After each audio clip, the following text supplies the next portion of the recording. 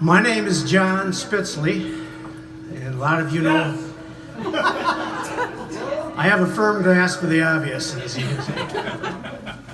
So a lot of you know who I am, but some of you don't.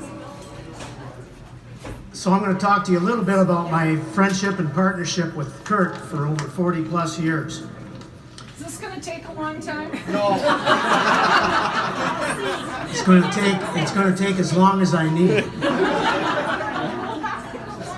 So I think the result, the partnership that Curt and I was a result of a questionable management decision by some of the powers that be at Medtronic back around 1974. For some inexplicable reason, Curt and I were taken out of a large bay of hardworking engineers, and they stuck us in an office by ourselves, and it had a door.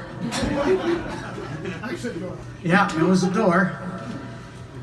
And whether it was a stroke of managerial genius, I think tended more on the side of damage control. It started a partnership between the two of us that went on for 40 plus years. A very productive partnership at Spartan Design Group. And most importantly, 40 years of just plain fun. And for those of you who knew Curt, you knew that was hard to avoid. So when he turned 60, Carol had a Halloween costume party as a cover, for a surprise birthday party for Curt. And at that party, I wrote a song for him. And it's based on sarcastic humor. So you have to understand, at a lot of these gatherings, people do these songs and they're all hearts and flowers. That wasn't Curt and I. And I think it's a humorous song, and it kind of highlights some of the highlights of Curt's life, and it is based on humor, and a lot of it is at Curt's expense. Easy for you to say. And that's the way he would have wanted it, I guarantee you. I know this was one of his all-time favorite songs. How do you know that? Well, he never told me directly. I just read it in between the lines. I knew that. So this is a song, as I said, about Curt's life. At least the highlights and some of the lowlights, as I perceived them. He would probably disagree with that. As always. It's based on an old Irish ballad called Black Velvet Band. Anybody here Irish music fans? Okay. Yeah, well, you can leave now. I need you for a second. Okay. We're doing this slow. Yeah.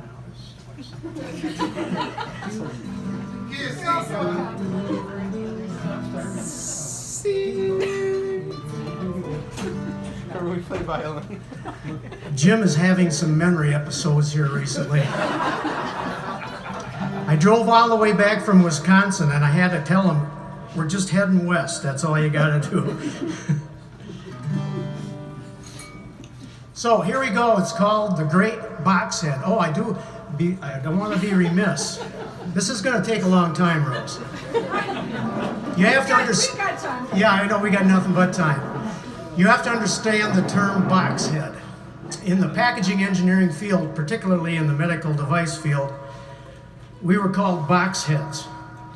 And that was a name assigned to us by sterilization scientists, who we had previously assigned the label bug checkers.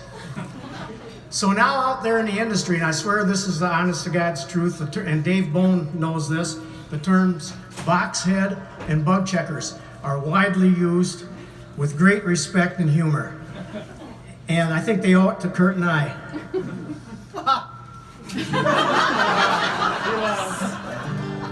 Anyway, so here's the song, The Great Boxhead.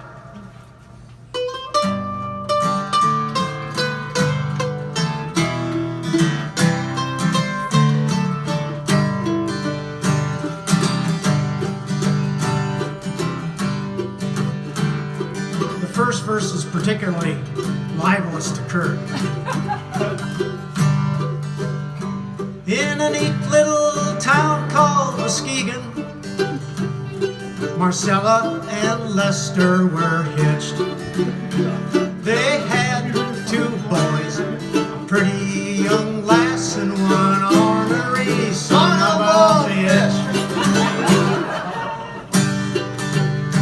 He underachieved while in high school, did the same at Muskegon JC. Well, he bottomed out at Michigan State. The only one who did worse there was me. In an act of sheer desperation, he switched to the packaging field.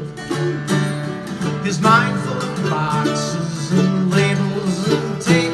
His future in life was now sealed as in tape. Now he is the great box head. Nobody knows what he does, but he does what nobody else can do. He's a packaging wizard of Oz.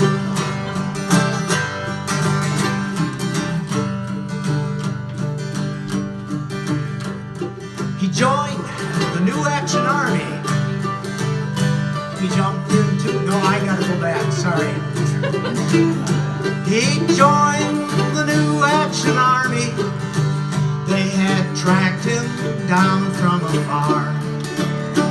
He multitasked while in old Vietnam, dodging bullets while tending a barn. His army life now behind him, he jumped into his chosen career, making just enough money to keep him supplied in cigarettes, passes, and beer. He served time in Warsaw, Indiana. He worked for the Pillsbury Gold Boy.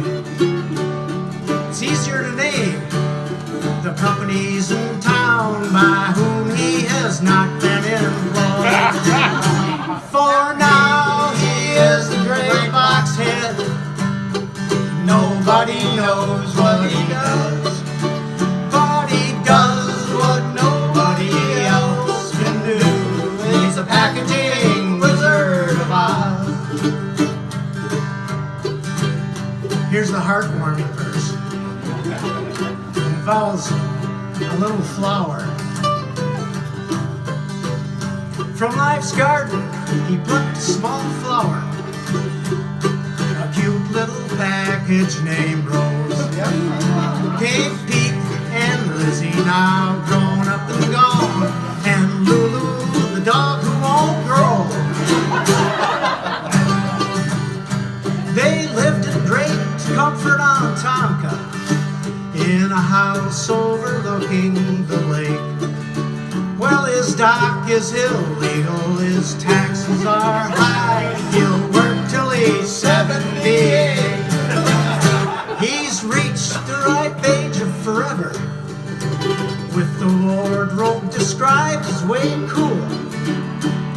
A white Sparty t-shirt, a green baseball cap, and sweatpants that say MSU. For now, he is the great box head. Nobody knows what he does, but he does what nobody else can do. He's a packaging wizard of Oz. He's a packaging wizard of Oz. He's a packaging wizard of Oz.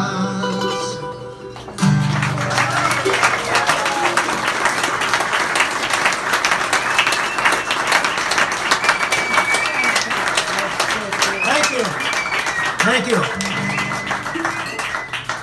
So we want to do one more song.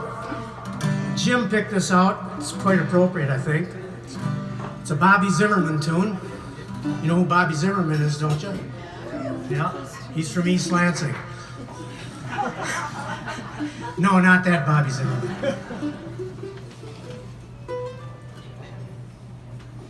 Nice and soft. Yep. Right?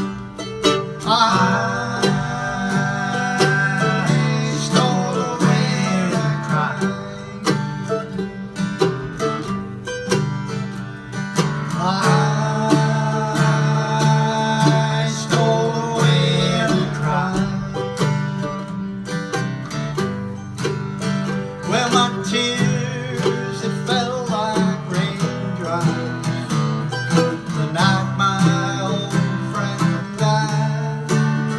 'Cause I sold away and cried. Now he never done no wrong. Said he never done no wrong. A good friend to everyone. You know it's time to say so long. 'Cause he was a friend of mine. He was a friend of mine. He was a friend of mine. Every time I hear his name, can't keep from crying, because he was a friend of mine.